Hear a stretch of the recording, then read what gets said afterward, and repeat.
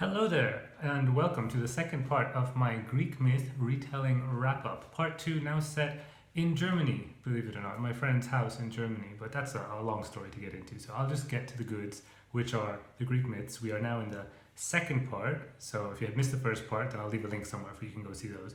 We are in the Trojan War cycle, beginning with Sappho.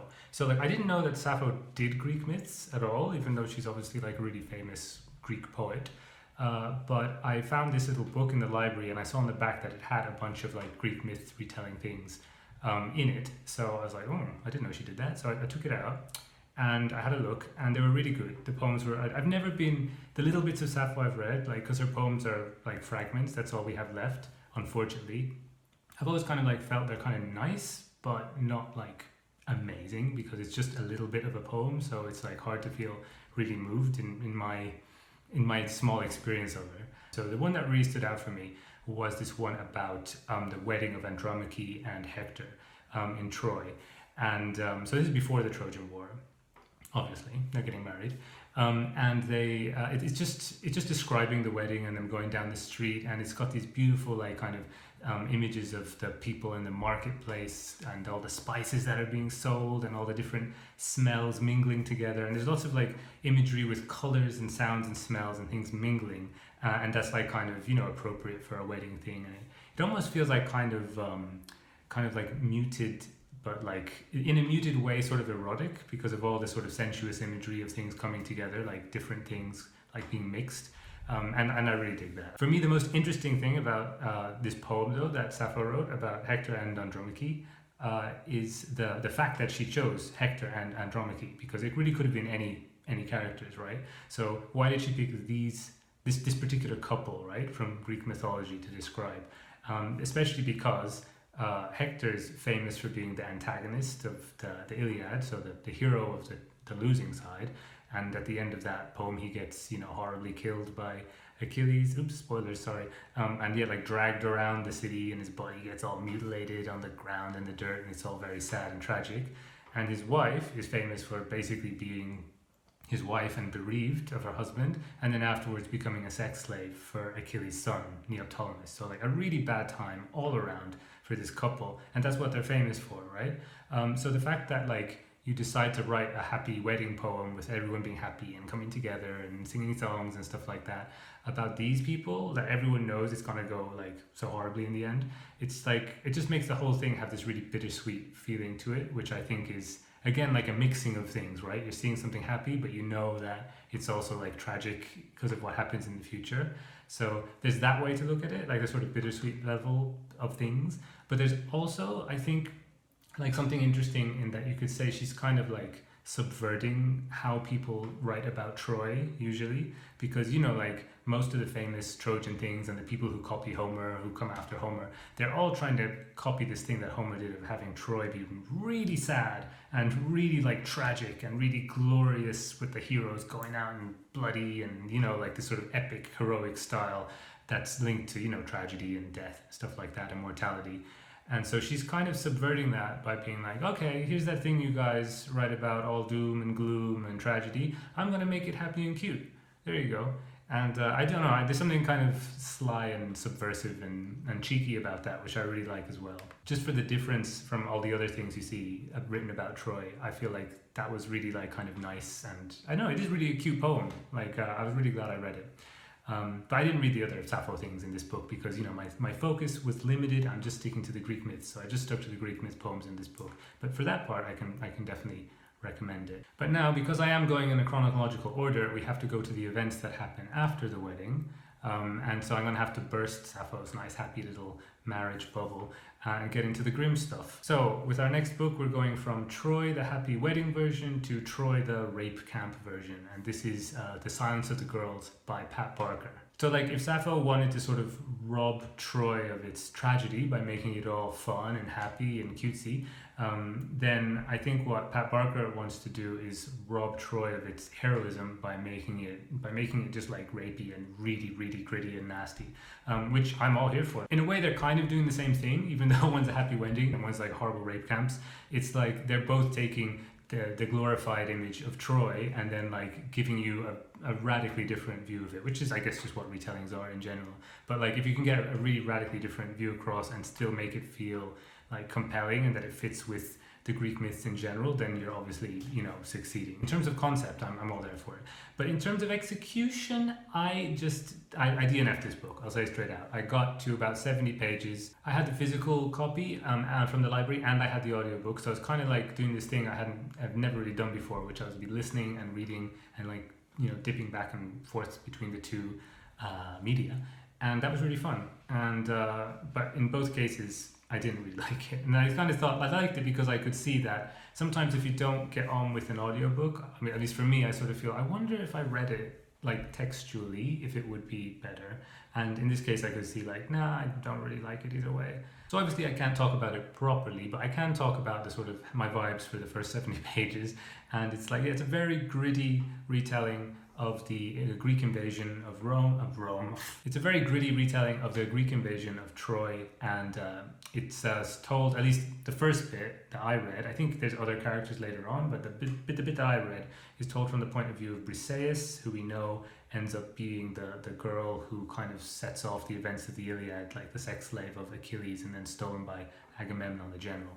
But yeah, this bit, she is, we start with her like in her home village or her hometown and how it's like kind of invaded and the people who are like jumping off the walls, committing suicide, and like the men are being butchered and the women are all hiding in a little hole and like watching their husbands and brothers being hacked to pieces. And then of course we know that like lots of rape is on the horizon. So yeah, reading about this kind of like really gritty, realistic portrayal of Troy, I have to admit, like, I don't know, it didn't do anything for me. And like, it's hard to say why exactly, but I just wasn't there for it. Like, it was nasty to read, and I didn't. There's nothing wrong with it feeling nasty, because war is nasty and horrible, and you know, we should see these like completely unglorified versions of it. I'm there for the idea, the concept, but it was just not fun to read. I don't want to read about people being chopped up and raped and things like that if there's like kind of no like artistic part of it which is actually interesting for me, or no character that I'm rooting for, or you know what I mean, like the things that I normally want from fiction I found lacking. And so it's like, if I want to see something like that, I'll read a history book or I'll watch the news, or you know. So it's like, yeah, it just didn't work for me. It wasn't for me, that's all. The thing that I liked about Briseis was when she overhears that there's this priest who's cursing the Greek camp because they won't give him his daughter, which is the event that sets off the Iliad. But the priest, I forget his name, but Crises or something? That would be funny because it's like a crisis. But anyways, that priest guy is like muttering under his breath. He's summoning Apollo, who they call the Lord of Mice in this, which I like because Apollo is a plague god, so it makes sense. And that was kind of a nice little touch on Pat Parker's part, I thought. But then Briseis starts praying as well. So like the way she's dealing with her trauma is she's saying like, oh, hear me, Lord of Mice. And she wants, you know, Apollo to just completely screw up the Greeks, like have them all sick, have them all dying. The language was nice. Lord of Mice sounds cool. And like this is the vibe of like, you know, somebody wanting to completely destroy a camp, you know, by themselves, and when they're coming from the position of sex slave is like kind of, I don't know, it's kind of badass. So I was there for that. But the thing is that like I was also thinking in the back of my mind that in the actual story, the person who's doing this is a man, and you're just taking this prayer from a man and giving it to Briseis and making it her thing. And so like, I don't know, probably like a common thread in this video is going to be me comparing my version that I know already of the Greek myths to like the version that I'm reading and seeing how they compare with each other. So, you know, if you're just reading it for the sake of reading it, like, and taking the book on its own merits without thinking about it contextually, then I guess like it's a different story. But you know, if it's a retelling, then you kind of have to take it contextually, I think. So anyway, it didn't vibe with me. I'm sorry, Pat Parker. I didn't go for it. Moving on to the next one is kind of interesting because Pat Parker's like kind of sequel to this, I think, is called Trojan Women, and the next book I read is Trojan Women, but not that Trojan Women. It's Trojan Women by Euripides, so like the older version, which I presume Pat Parker was, you know, like riffing on and like kind of took the title on purpose. Like she's doing like, here's my version of the play or whatever. But anyway, I don't know about that. I just noticed the title is the same, and that's kind of interesting. So Trojan Women takes place after the fall of Troy. So now we have moved again further on in time. Troy is gone. It has fallen, and we are set in the smoldering ruins, and we're like watching these women of Troy talking about how terrible everything is, and that's the whole play. I don't think that's a spoiler to say, like, nothing much happens in this play. It is just it's just basically the women of Troy in Troy that has been destroyed, and their lives are about to get much worse because they know they're about to become sex slaves for the Greek generals and the Greek soldiers. So it's just a terrible time, and I loved every second of it. Straight off the bat, this tragedy has a really strong opening because it begins with a god. And like for me, that was just really strange, because in most tragedies that I've read, the god appears at the end, if at all. If a god comes on, it's like, you know, Deus ex machina. Deus comes in to save the day at the end, right? But in Trojan Women, the first character is Poseidon. He's just there in Troy, looking around and chatting about it. And then Athena comes on the stage, and they both start chatting about it. And they were on opposing sides of the Trojan War. Athena was pro-Greek and Poseidon was pro-Troy. And because the god, like he or she is reserved for the end, because like it's powerful to be watching a god on stage, right? It's just like a cool feeling. That's why they save them for the denouement, right? Or the climax.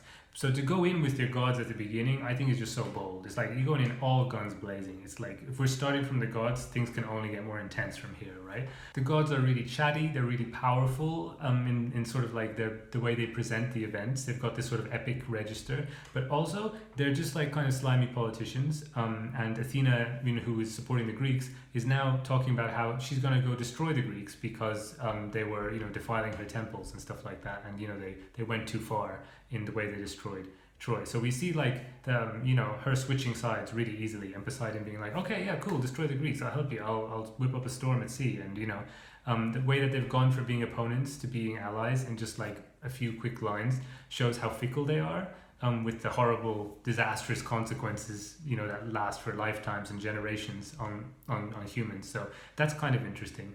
And then they go off stage, and we're left with just Hecuba lying on stage. So it's like we've got this really powerful image of a woman being physically abandoned by the gods. Now they go off stage, they leave Troy to go like mess with the Greeks at sea. So the play begins and we see gods going away, and it's like this is literally a godless place that we're going to be in for the next however long this play takes. And it is absolutely a hellish experience. Now that I think about it, it's kind of weird that I get on so well with this play, but I didn't get on well with The Silence of the Girls, because they're both talking about really horrible things, but like stylistically they're so different. And yeah, in this one it's just like it's very, I don't know, it's tragedy, you know what I mean? It is like kind of put on a high pedestal, but it's just like people wailing and talking about how terrible everything is in very beautiful language, and with really kind of complicated themes and dilemmas woven in, and great characters as well. And it's just, it does what I feel like art, it feels like art to me, you know what I mean? And like I like art, I'm here for the art, right? I'm here, so it's like I'm less here for the gritty realism. Maybe it's just, that's just my preference. And this actually, okay, I'll pick I'll read you a little section, and I'm picking a section which is kind of ties together some of the things from the other two books I was talking about. So it's Andromache, so that brings us back to Sappho and the wedding thing, and it's her describing this dilemma that concubines have in war, or sex slaves have in war, and that sort of links to Briseis in Pat Barker's book. So it goes like this. Achilles' son asked for me as his wife, meaning his whore, to be a slave in the very house of the man who murdered my husband. If I drive the memory of my beloved Hector out of my mind and open the doors of my heart to the man who owns me now, I shall betray the love of the dead man, and mine to him. And if I refuse to allow this prince to touch me, I'll provoke the hatred of the man whose power is total over me and mine. So it's like you lose either way, right? And the way that she repeats the word mine, I absolutely love, because she's talking about herself and her body and her love for Hector as well. Like she has to betray some of these things in both of her situations, whether she accepts Achilles' son or whether she totally rejects it. In either way, she's losing things about that are absolutely essential to what it is to be a person. But there is some sort of choice, and the fact that it's a choice makes it like kind of really horrible, and like Yeah, I don't know. I love it. I think it's great. Another thing that I love about this Andromache is that she feels kind of like the same Andromache that Euripides writes about in his later or earlier, I don't know, in his other play called Andromache, which I also love. So it's kind of like, you know, like a character from another play making a guest starring appearance in this one. And like, I love the continuity, you know what I mean? It's just, I mean, I'm a Euripides fanboy, you can tell, right? This play makes me think of a theory by Roland Barthes, or made by Roland Barthes, about what he calls pleasurable texts and blissful texts. So for me, Euripides is a writer where I love him. I feel like I'm in safe hands, and I feel like I know the Greek myths. So I feel like this is going to be a comfortable read for me. You know what I mean? Like, it's a writer I like. It's a story I like. Characters I like. What can go wrong? So you go in thinking you're going to enjoy yourself in that comforting way. But more often than not, I'm like shocked. I'm like surprised. Like the second I start reading it, it's Poseidon on the stage. You know, it's like actually it's amazing because it completely messes up my expectations and is still wonderful. And that's what Bart calls the blissful text. It's not a comfortable read at all. It's like I thought I knew Troy and Hecuba and Cassandra and, you know, all these things. I thought like, yeah, this is something that I know about. And then Euripides destroys that image and makes them feel fresh and new and like freaky and alive. And I absolutely love that. It's like he makes these characters and stories just feel totally unconstrained by the limits of my own imagination and the limits that I kind of have of them as characters. Which, you know, respect. Next up we have Circe, a book I can actually hold and show you instead of like using a little digital image here, because my lovely friend Laura has provided a copy just for your perusal. And this is, I have to say, much nicer than, I mean, I had it on audiobook, but I did the same thing that I did with Silence of the Girls. I had like the audio and I had the library version. But the library version was nothing like this. For one thing, this has an amazing map inside it. Like, I swear this would have made the reading experience quite different if you can kind of just see what's going on the island as you read along. And it's a lovely feeling book. So Circe, who is Circe? She is the sea witch who lives on an island called Ayaya, was it? Ayaya. That's where she lives. Turns unsuspecting sailors into pigs. But what Madeline Miller really wants to know is, who is Circe really? Where does she come from? What does she want in life? Where did she go? And it's like, you know, all the sort of the backstory and stuff that isn't told in the myths. So, you know, by its very nature, this is a book which is going to riff off of myths and tell new stories, because otherwise, how could you write a whole book about Circe? So that kind of project in itself is pretty exciting, but it's also going to be quite different from a lot of these other stories where, you know, you're sort of taking a particular moment and like delving into it from a new point of view.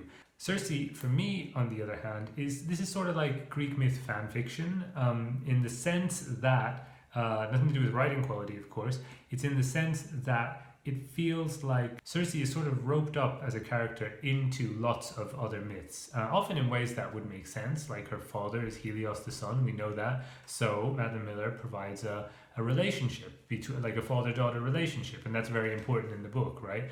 But it's also sort of, you know, taking a very bare bones idea from the Greek myths and then like creating a whole new myth unto itself.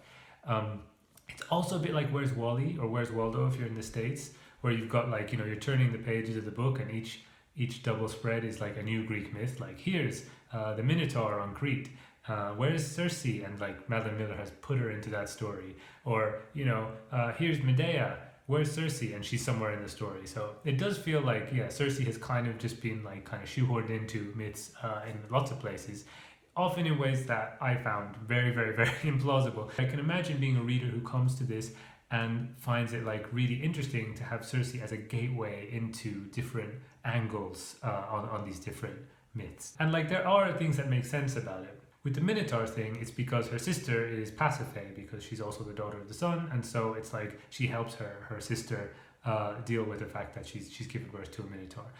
Very, very different Pasiphae from the Pasiphae we see in Ariadne. Actually, I think this book and Ariadne would be so fascinating to compare. It's just this little tangent, but it would be so fascinating. I'm not going to do it here because there's too many things to say about them. But they're also, you know, about, as well as a lot of overlap with characters and stuff, they're about essentially like, you know, a woman who ends up stuck on an island by herself for a long time and having to figure out what to do with her life in the world of Greek myths.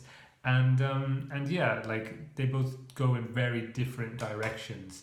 As some people might know from my previous video about Greek myths, like last year, I'm a big fan of Song of Achilles. And I felt that Song of Achilles really felt like retelling, as in it took the story of Achilles and Patroclus and it like went into their characters and fleshed them out and gave them sort of a certain, you know, like explored their personalities and why they behave in certain ways and so on. Like that's a retelling, whereas Circe is more like myth adjacent fan fiction, honestly, because it is like kind of, I didn't feel, although there's some moments like that, especially in the Odysseus section, which is like the actual retelling bit of the Odyssey, where Odysseus meets Circe and she turns his sailors into pigs. That part I really liked, and that's like a little chunk. It's a chunk somewhere in the middle of the book, and I thought that was done really well, and it felt like Song of Achilles. And in fact, they talk about because Odysseus is in it, he's a character from Song of Achilles, and he's obviously the same Odysseus. And they talk about Patroclus in it, and so it's kind of like you get some Song of Achilles flashbacks, and that was nice. You know, it's like it feels like it connects in a way which makes you feel part of the Madeline Miller cinematic universe. You know, the MMCU, let's call it. But it's like it's nice. It's nice exploring an iconic moment in Greek myth and fleshing it out, and I think that part I really liked. But the rest of the book, on the other hand, it didn't really have the same heft, I thought, as those Odyssey bits. But I actually have a very like deep problem with this book, which is not to do with the way that it's told about Circe, kind of like hopping around through the different Greek myths.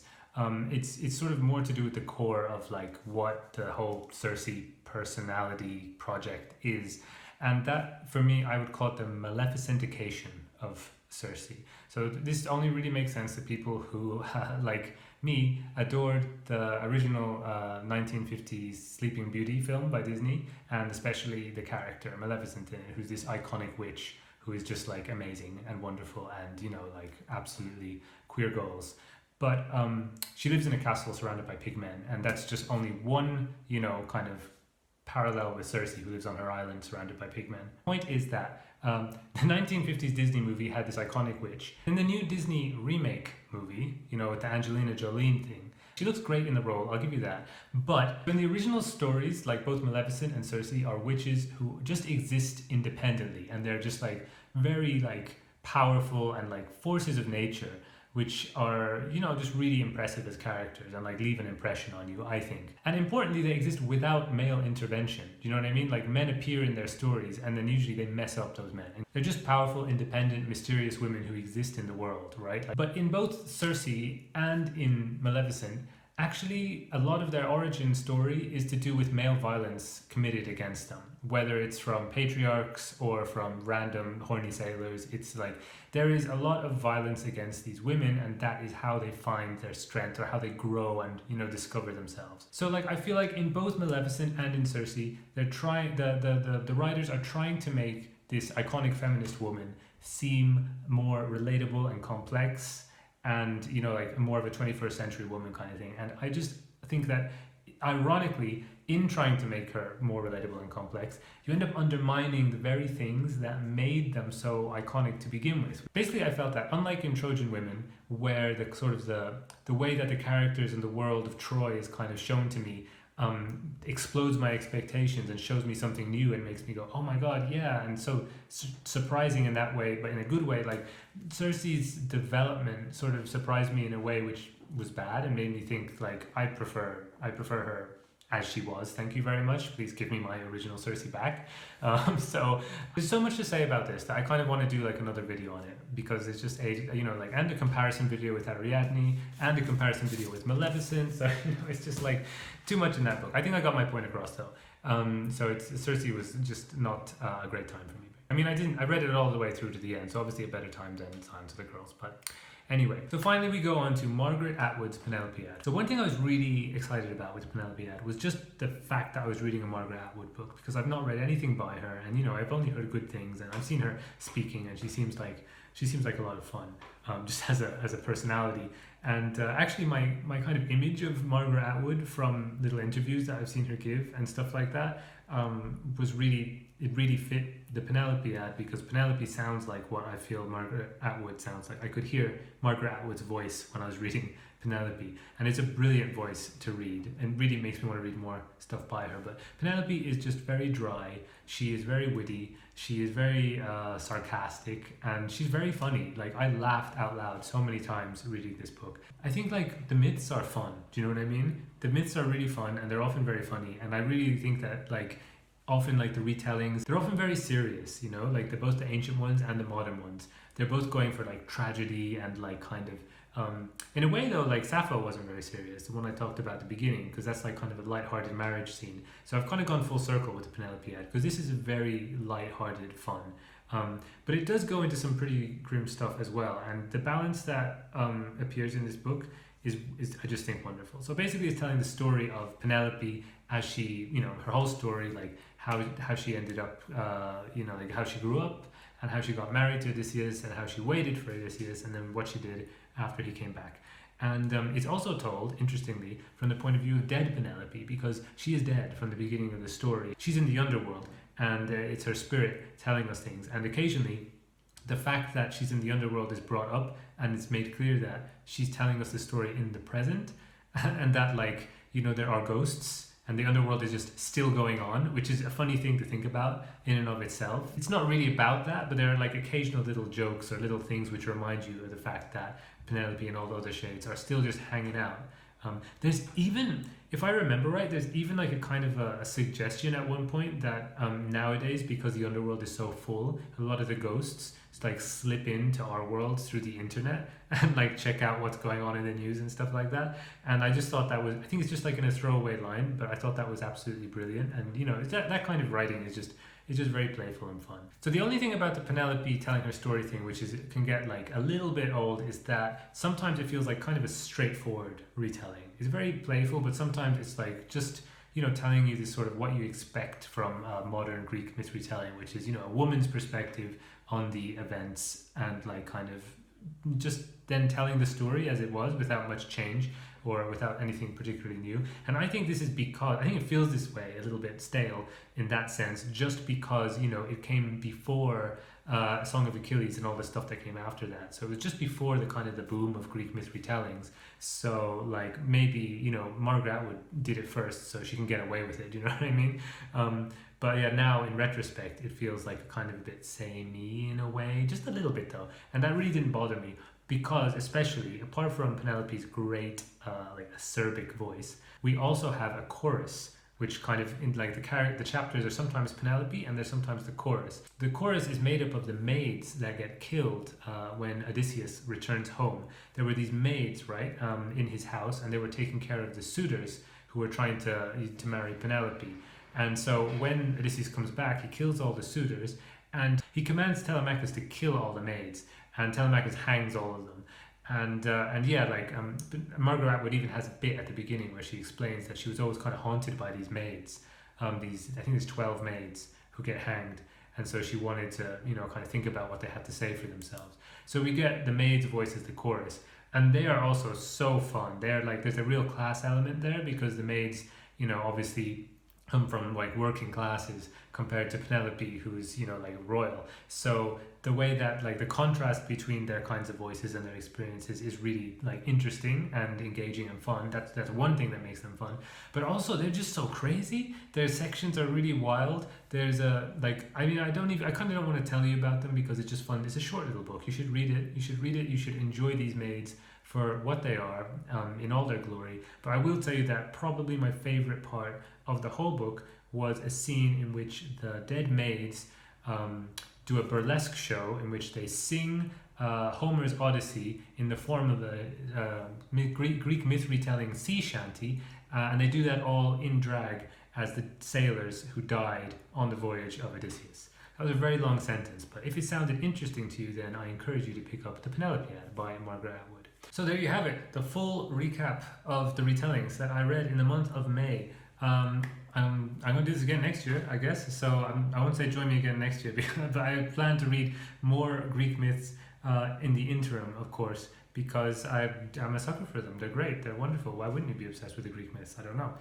But anyway, yeah, please comment down below, let me know if you've read any of these, if you plan to, or if you've got any other myth-related things you want to chat about, let's chat. Otherwise, I'll catch you in my next video. Bye bye!